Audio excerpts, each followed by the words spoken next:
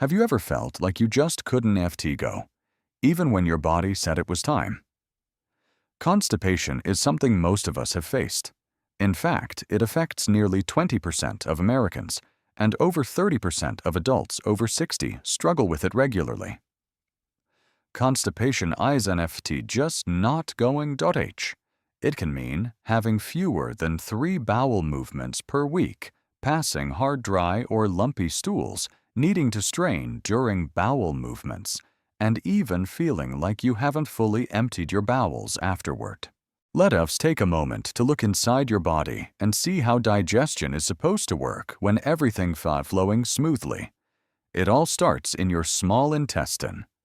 This is where your body breaks down the food you eat, pulls out the nutrients, and sends the leftovers, what becomes stool, into your large intestine, also known as the colon.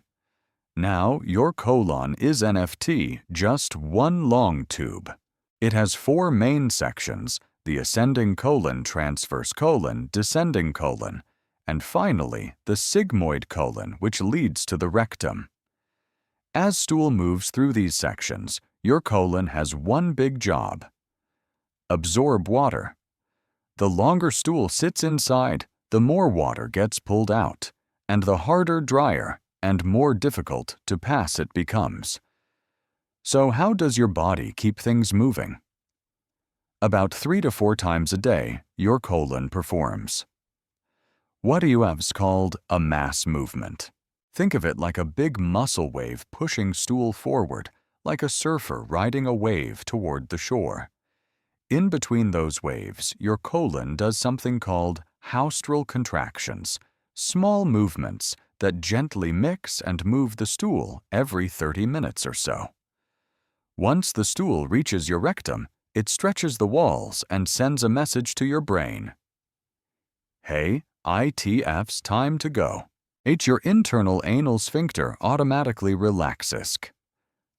But the final say comes from your external anal sphincter, the one you control.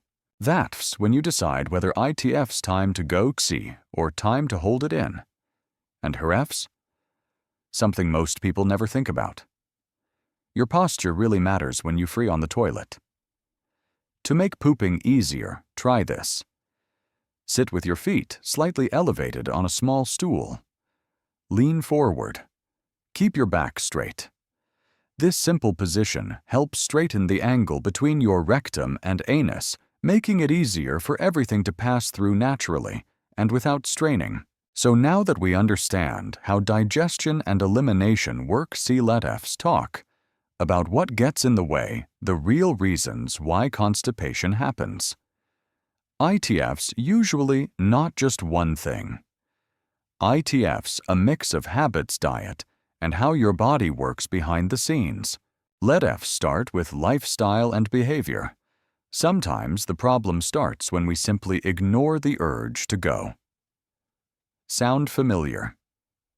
Maybe it was during a video games at school or just too busy to stop what you were doing. The longer we hold it in, the more water the colon reabsorbs from the stool, and the harder it becomes to pass later. A sedentary lifestyle also plays a big role. When we sit too much and move too little, the muscles in our gut slow down too. Movement. Even a short walk is a natural stimulator for digestion. Then there's chronic stress. When we are anxious or overwhelmed, our gut can literally freeze. The body shifts into survival mode and digestion slows to a crawl. And don't forget about disrupted sleep or working night shifts. Your gut is tuned to your body's natural rhythm, and when that rhythm is off, your bathroom habits often suffer too.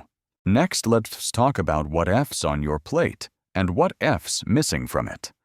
The standard American diet is packed with processed foods, white bread, cheese, fried snacks, and sugary treats. These foods have almost no fiber, the stuff your gut needs to form soft, easy-to-pass stools. On top of that, many people just aren't drinking enough water. And if you loading up on caffeine like coffee energy drinks or iced tea that can dehydrate you, making things worse. Fiber plus water equals better flow. But if both are missing, you get stuck. Now let's look at the medical side of things. Certain conditions can slow down your gut's natural rhythm. For example, hypothyroidism slows your metabolism, including digestion, which causes food to move more slowly through the intestines. Diabetes, especially when poorly controlled, can damage the nerves that control your digestive system. Pregnancy increases progesterone, which relaxes digestive muscles and slows movement. The growing uterus also puts pressure on your intestines. Neurological disorders like Parkinson's can disrupt the nerve signals that control bowel movement muscles. Some medications are also big culprits. Opioid painkillers, iron supplements, calcium pills, and even antidepressants can slow down the muscles in your digestive tract, reduce fluid in your stool, or interfere with nerve signals that help you go. And for some people, food sensitivities play a hidden role. Gluten or dairy might be irritating your gut without you realizing it. There's also a rare condition called hyperparathyroidism, where high calcium levels interfere with muscle contractions in your gut. Finally, we need to talk about how your gut and muscles function, because sometimes the problem is mechanical. There's something called slow transit constipation, where stool just moves too slowly through the colon. The longer it stays, the more water gets pulled out and the tougher it becomes. Then there's pelvic floor dysfunction, especially common after childbirth. Here the muscles involved in pushing out stool don't coordinate properly. Dysenergic defecation is a similar issue. Even when the signal is sent, the external anal sphincter does NFT relax, and that makes it hard to go even when you feel the urge. Another hidden cause, intestinal methane overgrowth or IMO. Certain gut microbes produce methane gas, which can slow down your bowels like hitting the brakes. And lastly, gut dysbiosis. An imbalance in your gut bacteria or candida overgrowth can disrupt normal digestion and motility too. So as you can see, constipation is NFT just about not enough fiber. It can be a mix of what you eat, how you move, how you sleep, how you feel, and even the tiny microbes living in your gut. Now you might be thinking, okay, constipation is uncomfortable, but is it really that serious, H? The truth is, yes, it can be, because constipation is NFT just about not going. ITF's about what I have staying in your bodies when it should be leaving. Let me explain. When your stool sits too long in the colon, your body starts to reabsorb toxins it was trying to get rid of. And that toxic backup does NFT just affect your gut. It can show up on your skin in the form of breakouts or rashes, in your head as migraines or foggy thinking, or in your whole body as low energy or unexplained fatigue. For women, constipation can also lead to something called estrogen buildup. That's because estrogen, like other hormones, is flushed out through your stool. But when you've backed up, that estrogen gets recycled, and over time it can throw your hormones out of balance. That can lead to heavy periods, mood swings, breast tenderness, or even fibroids. And then there's your mood. Believe it or not, most of your body have serotonin and dopamine. The feel-good brain chemicals are actually made in your gut. But if your gut is inflamed and sluggish, those levels can drop. That's one big reason why constipation is linked to anxiety and depression, not just physically, but emotionally too. And if all of that was NFT enough, chronic constipation can also lead to hemorrhoids, anal fissures, or even diverticulitis, painful conditions that can turn a simple trip to the bathroom into something you dread. So no ITF as not just a little constipation. ITF is a signal from your body that something's off. And you can do something about it gently, naturally, and with real lasting results. Sometimes small daily habits make the biggest difference.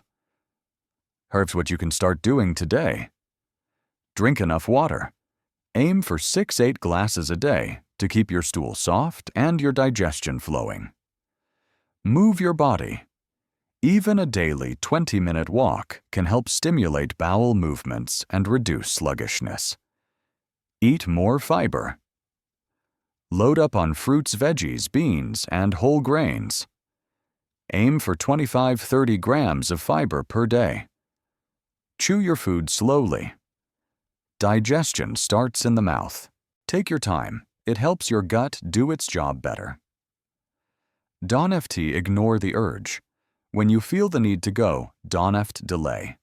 Holding it in makes things worse. Give your gut a break. Try not to snack all day long. Leave space between meals to let your digestive system reset. Relax and breathe. Stress affects your gut more than you think. Try deep breathing or a few minutes of quiet time each day. And hey, if you enjoyed this video, be sure to hit that subscribe button. Here at Health 2660 we have free, all about simple science-backed tips to help you live better at any age. Your health journey is NFT over ITFS, just getting started. Thanks for watching, and I will see you in the next one.